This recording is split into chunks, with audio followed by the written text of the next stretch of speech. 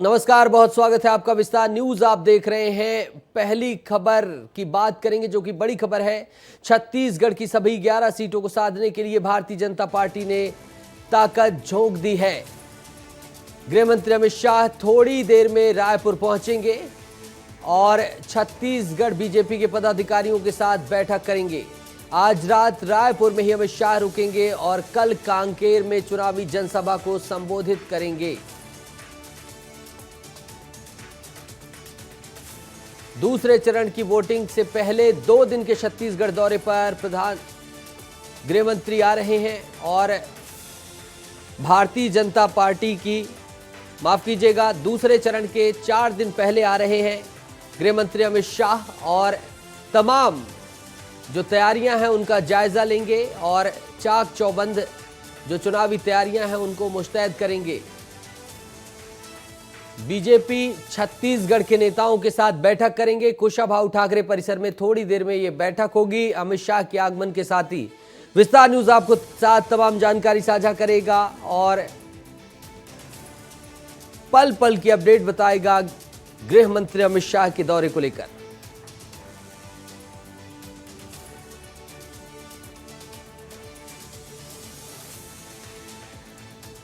कल कांकेर में चुनावी जनसभा को संबोधित करेंगे अमित शाह। आज प्रियंका गांधी आई थी कांकेर, करारा हमला बोला था और कल अमित शाह की इस जनसभा पर सभी की निगाहें रहेंगी।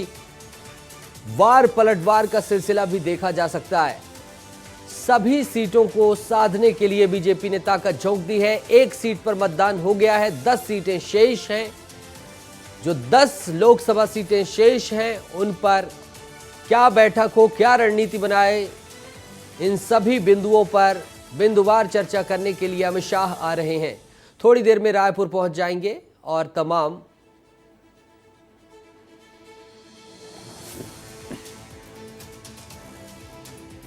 और इस वक्त सूत्रों के हवाले से भी बड़ी खबर आ रही है, जहां दूसरे चरण की वोटिंग से पहले 2 दिन के छत्तीसगढ़ दौरे पर प्रधानमंत्री नरेंद्र मोदी आ सकते हैं।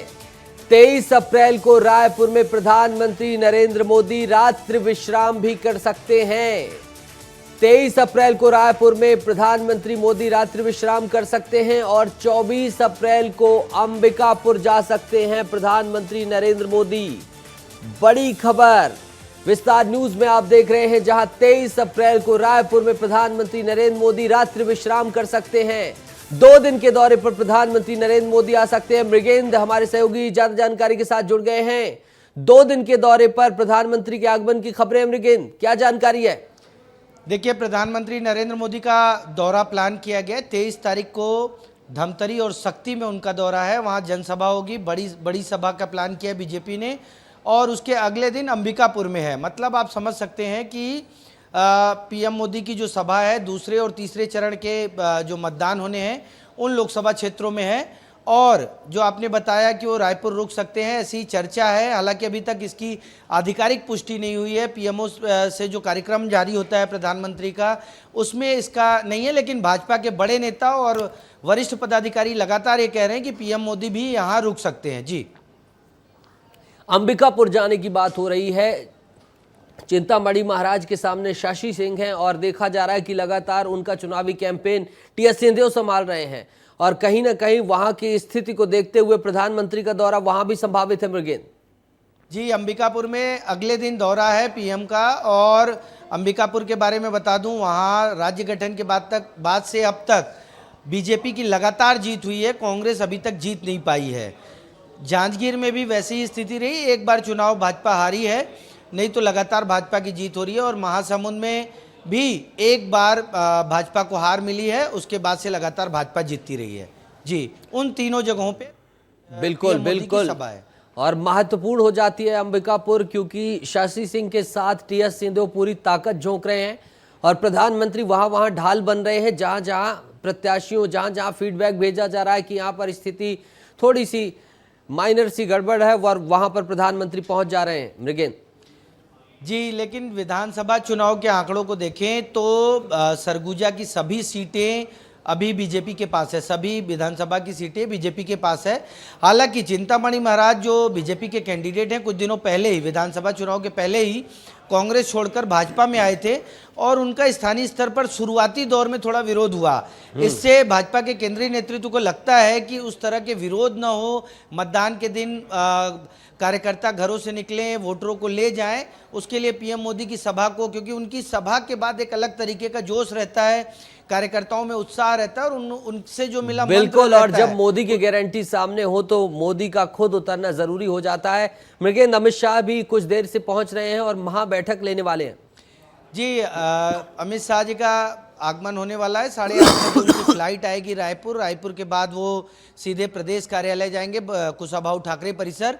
वहां पर भाजपा के कुछ चुनिंदा नेताओं के साथ उनकी बैठक है। प्रदेश अध्यक्ष रहेंगे, प्रदेश महामंत्री रहेंगे और क्लस्टर के जो प्रभारी बनाए गए संभागवार, उनको बुलाया गया है। बताया जा रहा है कि करीब 1 से 1.5-2 घंटे की बैठक होगी। बैठक 9 से 11 बजे के बीच रखी गई है। उसके बाद अमित शाह, क्योंकि उनका कल जो है कांकेर में उनकी सभा है और वो सभा सुबह 10:30 बजे ही है। बिल्कुल सही कहा। बेहद ही संजीदगी से लिया जा रहा है छत्तीसगढ़ को। गृह मंत्री भी रात्रि विश्राम कर रहे हैं और प्रधानमंत्री कर सकते हैं। बड़ी बात है मृगेंद्र, बहुत बहुत शुक्रिया इस तमाम जानकारी के लिए। आगे बढ़ेंगे, बात करेंगे छत्तीसगढ़ की, जहां छत्तीसगढ़ में लोकसभा चुनाव की पिच पर आज बीजेपी खेमे ने अपने दमदार प्रचारक योगी आदित्यनाथ को बैटिंग यानी कि प्रचार करने के लिए उतारा। पहले राजनांदगांव, फिर कोरबा, उसके बाद बिलासपुर में योगी आदित्यनाथ ने ताबड़तोड़ जनसभाएं की। योगी आदित्यनाथ ने इस दौरान अपने दुर्विरोधियों पर निशाना साधा। इसके साथ ही जमकर निशाना साधते हुए कई मुद्दों पर बातचीत की। आइए दिखाते हैं योगी आदित्यनाथ के आज के दौरे पर एक खास रिपोर्ट की योगी आदित्यनाथ का आना किस तरह से जरूरी था और किस तरह से उन्होंने निशाना साधा है।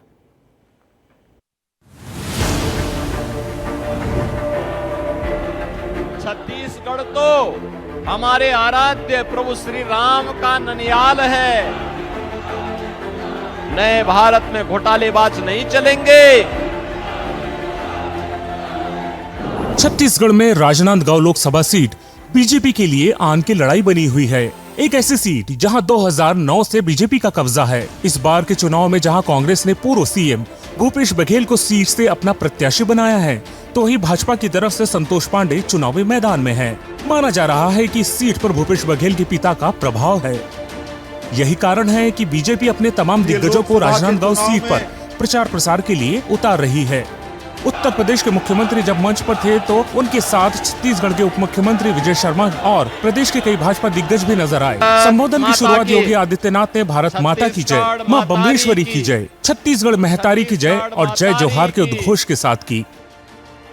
भारत माता की, भारत माता की, भारत माता की, छत्तीसगढ़ महतारी की, छत्तीसगढ़ महतारी की, मां बिम्बलेश्वरी की, मां बिम्बलेश्वरी की जय जोहार। सभा स्तर में मौजूद तमाम नेता, कार्यकर्ता और जनता को संबोधित करते हुए भाषण के शुरुआती अंश में ही उन्होंने प्रभु श्री राम के ननिहाल का जिक्र बड़े रोचक अंदाज में किया। रायपुर के लिए प्रस्थान कर रहा था तो कुछ पत्रकारों ने मुझसे पूछा कि आज आप छत्तीसगढ़ जा रहे हैं, क्या कहना चाहते हैं? मैंने कहा भाई छत्तीसगढ़िया और सबसे बढ़िया।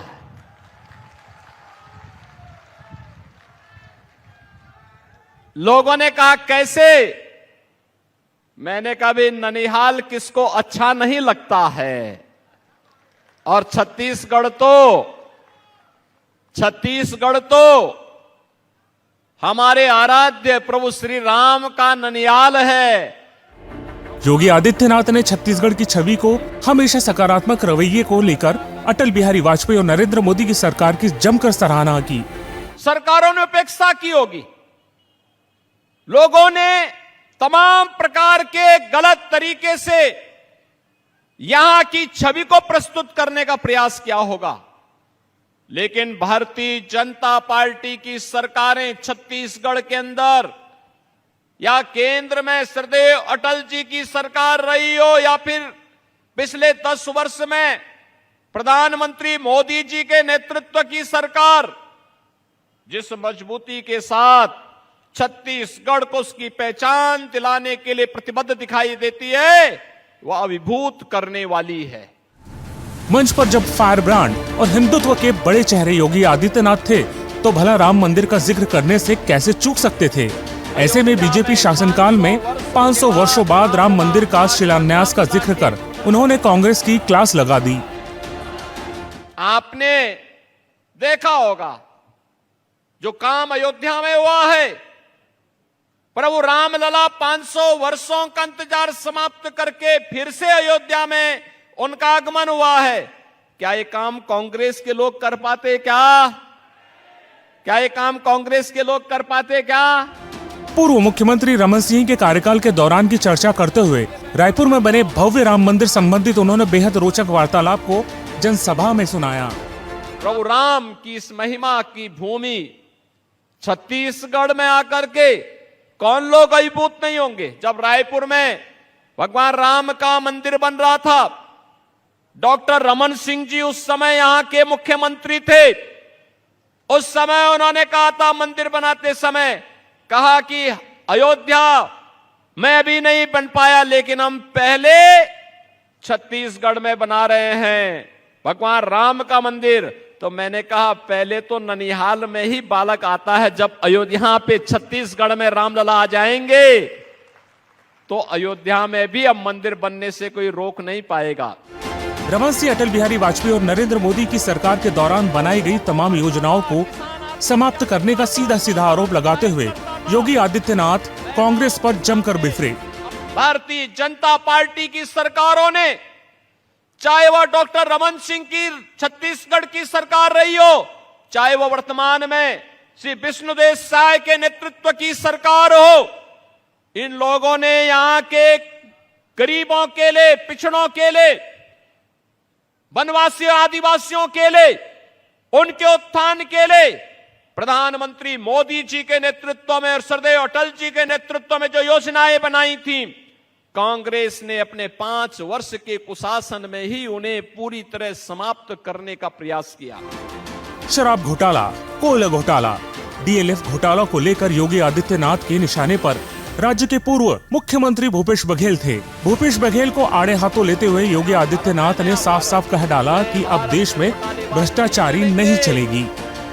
महादेव ऐप के घोटाले का आरोप हो और एफआईआर भी लॉन्च हो चुकी हो और व्यक्ति पूरी ठसक के साथ चुनाव लड़ने का दुस्साहस कर रहा है, इसका मतलब वह ये मान के चलता है कि हम कितना भी बड़ा अपराध करेंगे तो हम लोग समाज की आंखों में धूल झोंक करके सत्या त्याग लेंगे। अब नहीं होने वाला है। ये नया भारत है, नया भारत। नए भारत में घोटालेबाज नहीं चलेंगे, नहीं चलेंगे। बहन और भाइयों, घोटाले की हद तो शराब घोटाला, कोयला घोटाला, ये तो कांग्रेस की प्रवृत्ति थी। गौ तस्करी, लव जिहाद जैसी घटनाओं पर योगी आदित्यनाथ ने अपने संबोधन में कहा कि कांग्रेस सरकार अपने कार्यकाल के दौरान अपराधियों को छूट दे रखी थी। भूपेश बघेल जी ने तो अपने शासनकाल में गोबर का भी घोटाला कर डाला। आप सोचो, जिन गरीबों को खाद के लिए पैसा मिलना चाहिए था, यूरिया दुनिया के अंदर मिल रही है 3000 रुपए बोरे में, वही 300 रुपए में भारत के अंदर भारत की सरकार, मोदी सरकार दे रही है। लेकिन ये तो यहां पर कांग्रेस की सरकार ने गोबर का भी घोटाला कर डाला। बहनों और भाइयों, लोगों ने भुवनेश्वर साहू को सच्ची श्रद्धांजलि अर्पित की। आतंकवाद और नक्सलवाद को लेकर हमेशा प्रखंड रूप से अपनी बात रखने वाले योगी आदित्यनाथ कांग्रेस को जमकर लताड़ा। इस संबंध में जरा सुनिए योगी आदित्यनाथ का ये बयान। बहनों और भाइयों, एक कांग्रेस घोटाले का नाम है, एक कांग्रेस आतंकवाद का नाम है, एक कांग्रेस नक्सलवाद का नाम है। जिस उम्र में युवाओं के हाथ में टैबलेट होना चाहिए, अच्छी पुस्तक होनी चाहिए, दुनिया को आगे बढ़ाने का जज्बा होना चाहिए, एक कांग्रेस ने उस उम्र के इन बच्चों के हाथों में तमंचे पकड़ा दिए।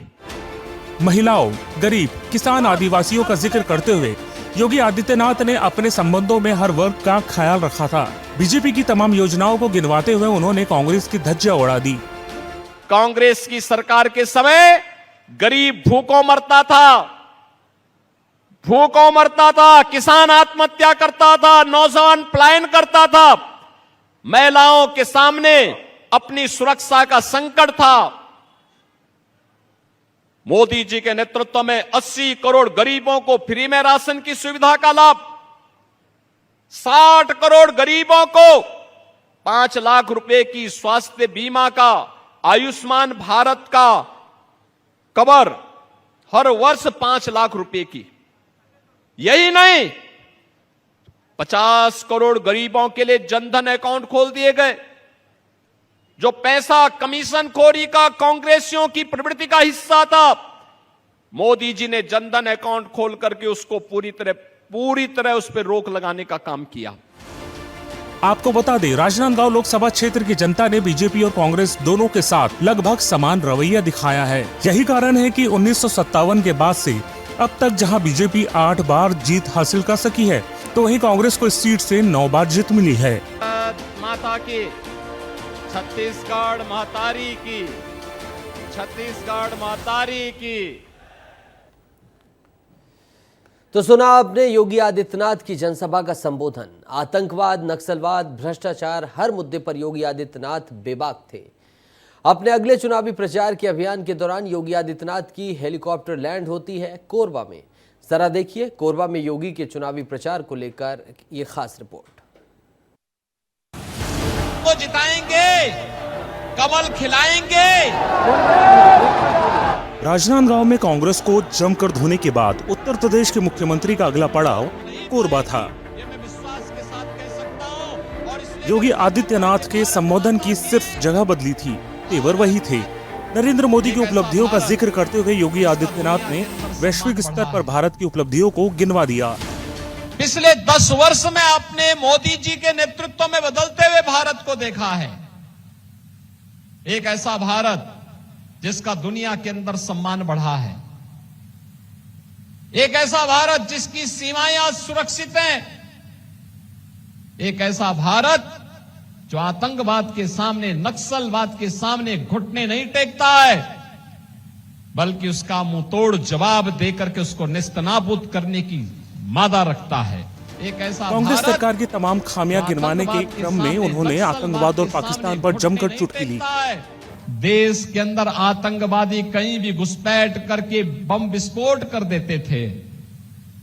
आज तो क्या स्थिति मोदी जी ने बनाई, कहीं पटाखा भी जोर से फटेगा तो पाकिस्तान पहले सफाई देता कि हमारा हाथ नहीं है,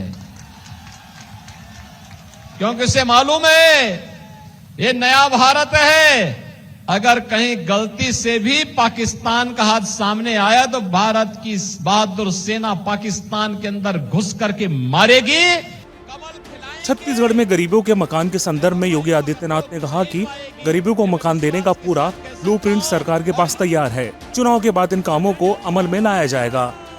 उत्तर प्रदेश में हमने 56 लाख गरीबों के मकान बना दिए, लेकिन छत्तीसगढ़ में भूपेश बघेल की कांग्रेस की सरकार ने एक भी गरीब का मकान नहीं बनाया।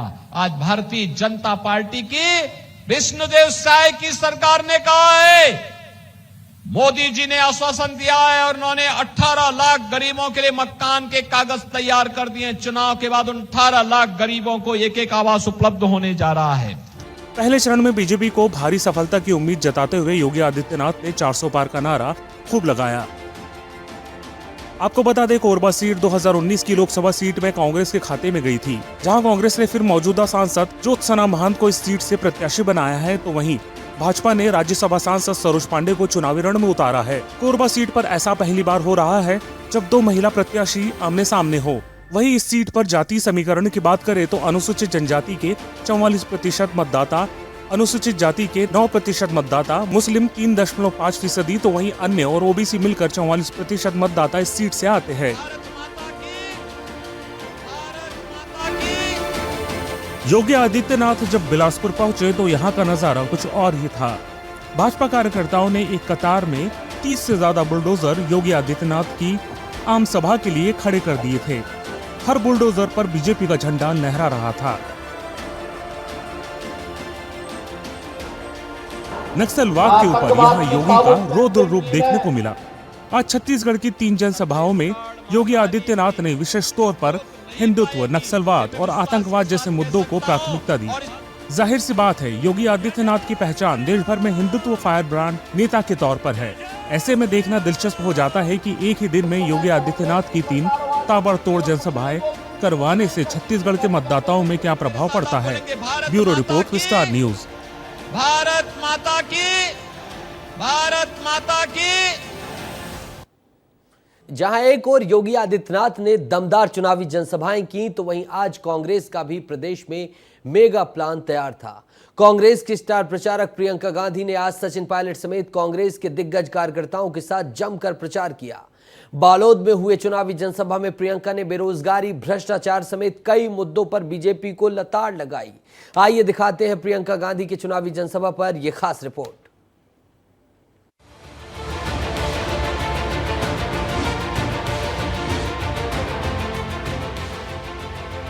छत्तीसगढ़ के रण में जब प्रियंका गांधी के प्रचार प्रसार का कार्यक्रम बना, तभी से सियासत गर्मा गई। वार पलटवार का सिलसिला तेज हो गया था। प्रियंका गांधी के बालोद दौरे को लेकर कांग्रेस के दिग्गज सचिन पायलट समेत कई कांग्रेसी कार्यकर्ता मंच पर मौजूद थे। प्रियंका गांधी के छत्तीसगढ़ दौरे को लेकर भारतीय जनता पार्टी के नेता आलोक पांडे ने चिट्ठी लिखकर कई सवाल दाग दिए। वहीं दूसरी ओर रंजना साहू ने भी प्रियंका गांधी से कई कठिन सवाल पूछ लिए। रंजना साहू ने दलित और पिछड़े वर्ग के लोगों का मुद्दा जमकर उठाया। प्रियंका गांधी जब मंच पर संबोधित कर रही थी, तो इस दौरान वो बेरोजगारी का मुद्दा बड़े प्रखर तरीके से जनता के सामने रखते हुए नजर आ रही थी। 45 सालों में आज देश में सबसे ज्यादा हो चुकी है। बेरोजगारी इतनी है कि चाहे कितना भी आप अपने बच्चों को पढ़ाएं लिखाएं, आपको ये गारंटी नहीं मिल सकती कि पढ़ने लिखने के बावजूद। प्रियंका गांधी ने बीजेपी पर ठीकरा फोड़ते हुए कांग्रेसी शासनकाल की तमाम योजनाओं को बंद करवाने का साफ साफ आरोप लगाया। इस संबंध में 35 किलो अनाज की मात्रा घटाकर 5 किलो करना, बेरोजगारी भत्ता, गोबर की खरीद जैसे मामलों का जिक्र करते हुए भाजपा पर गंभीर आरोप लगाए।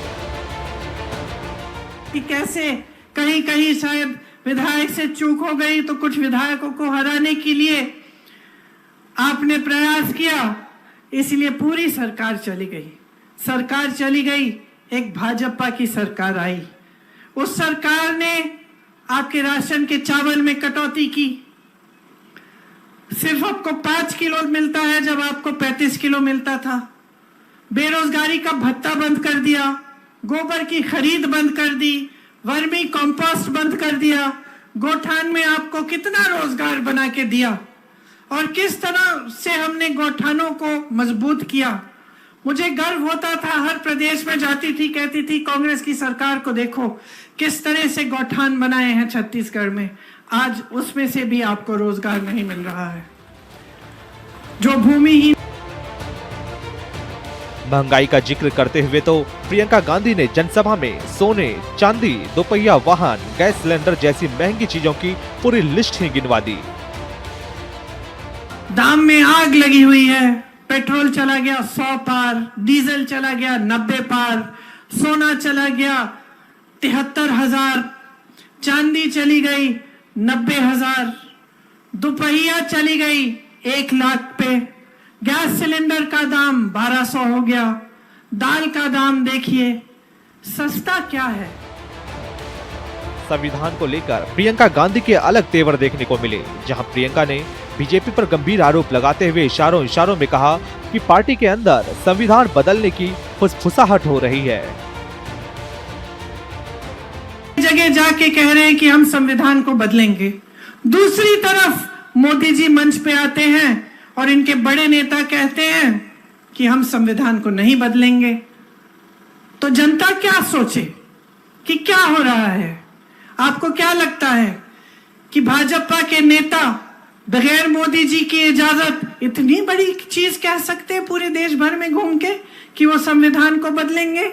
नहीं भाइयों और बहनों, ये एक पूरी साजिश है कि सबसे पहले छोटे छोटे नेता, मंत्री, अलग अलग नेता देश के अलग अलग कोनों में जाकर ये कहेंगे कि संविधान बदल डालेंगे, और मोदी जी मंच पे खड़े होकर मना कर देंगे कि नहीं नहीं, ऐसा हम नहीं करेंगे।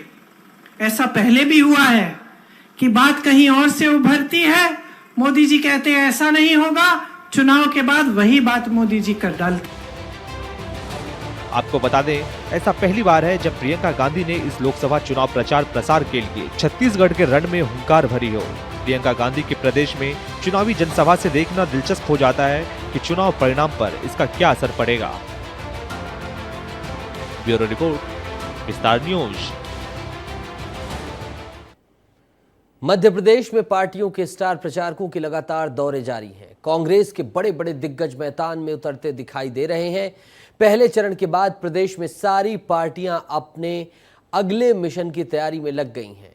इसी को लेकर कांग्रेस के राष्ट्रीय अध्यक्ष मल्लिकार्जुन खड़गे ने सतना में जमकर चुनावी प्रचार किया। आइए दिखाते हैं मल्लिकार्जुन खड़गे द्वारा सतना में किए गए प्रचार प्रसार पर रिपोर्ट।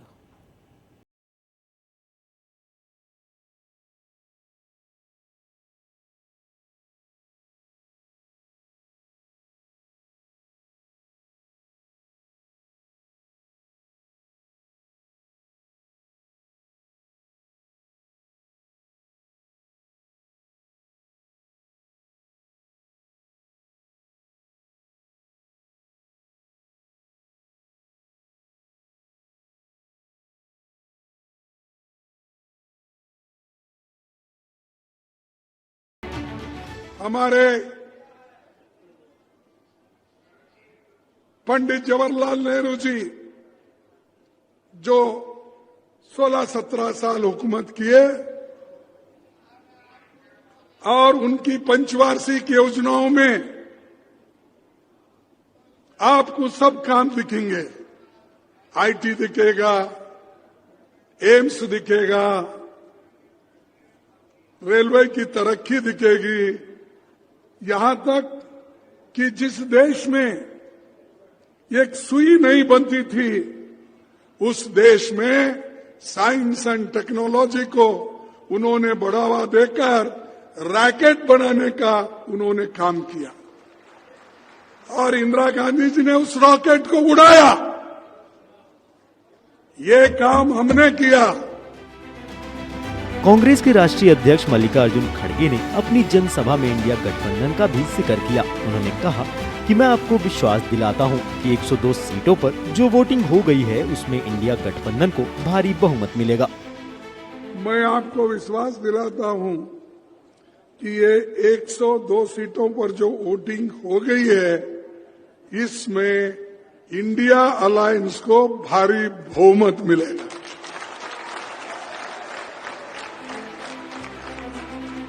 एक तरफ जहां खड़गे ने कांग्रेस पार्टी की योजनाएं गिनाई और जीत के दावे किए, तो वहीं दूसरी तरफ उन्होंने पीएम मोदी पर निशाना भी साधा। खड़गे ने पीएम मोदी पर झूठ बोलने के आरोप लगाए हैं। मोदी जी इतने झूठ बोलते हैं, अगर मैं कहूं तो चंद लोग बोलते हैं भाई बार बार मोदी जी का नाम क्यों लेते। अब करना क्या है, उन्होंने कभी पार्टी का नाम ही नहीं लेते। ये मोदी की गारंटी, ये मोदी की 36 इंच छाती, ये मोदी की ये है, ये मोदी की देन है। अरे सब मोदी मोदी है तो फिर हम क्या करना, मोदी को ही पकड़ना पड़ेगा। हाँ, और मोदी ने क्या कहा, मोदी ने ये कहा भाई और बहनों, मेरे युवाओं, अगर मैं इस देश का प्रधानमंत्री बना तो मैं हर एक को 15-15 लाख रुपए काला धन बाहर से लाके दूंगा। मिला आपको? नहीं मिला? अरे प्रधानमंत्री झूठ बोलते हैं कि आप झूठ बोल रहे हैं?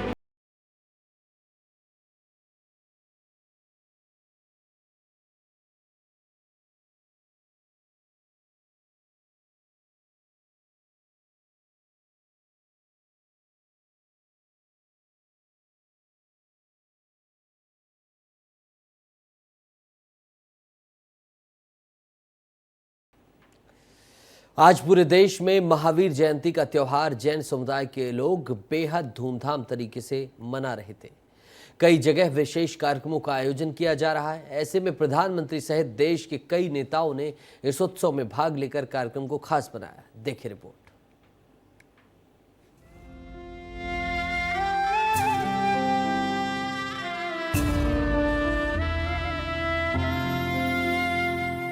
इक्कीस अप्रैल को पूरे देश भर में महावीर जयंती मनाई गई।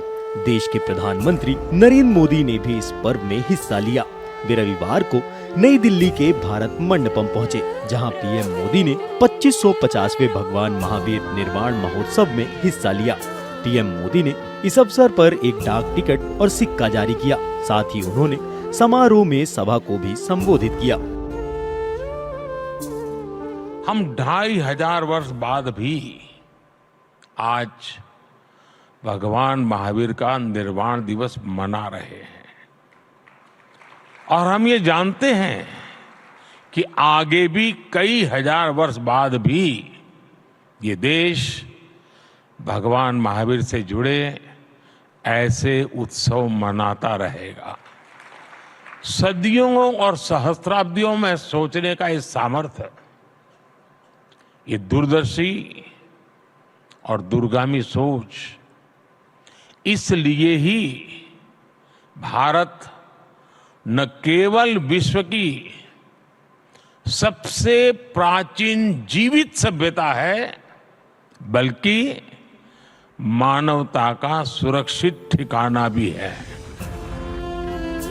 पीएम मोदी के साथ साथ एमपी के कई धुरंधरों ने भी महावीर जयंती मनाई। प्रदेश के मुखिया सीएम डॉक्टर मोहन यादव ने भोपाल में महावीर जयंती मनाई, जहां भगवान चांदी के रथ में सवार होकर नगर भ्रमण पर निकले। जैन समाज के इस जुलूस में सीएम मोहन यादव भी शामिल हुए और प्रदेश वासियों को महावीर जयंती की बधाई दी। आज भगवान महावीर स्वामी की जयंती है। विश्व में आज भी महावीर स्वामी के बताए सिद्धांतों पर सच्चे अर्थों में मानवता की स्थापना होती है।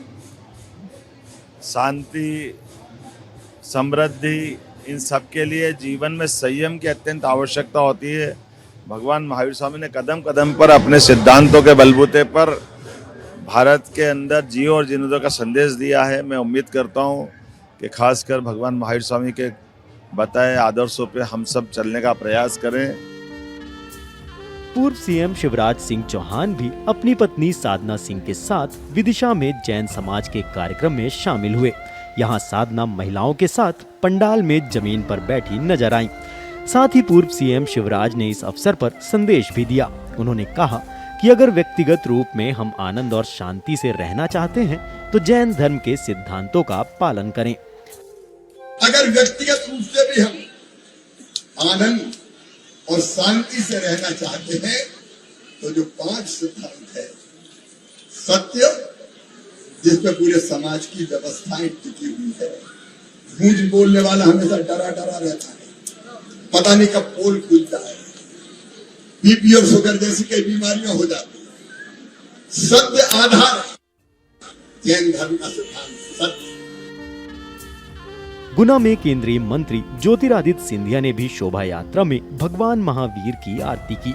वहीं बीजेपी के प्रदेश अध्यक्ष और खजुराहो सीट से पार्टी के लोकसभा प्रत्याशी वीडी शर्मा ने भी पन्ना जिले में भगवान महावीर की जयंती पर जैन मंदिर पहुंचकर पूजन अर्चन किया। ब्यूरो रिपोर्ट, विस्तार न्यूज।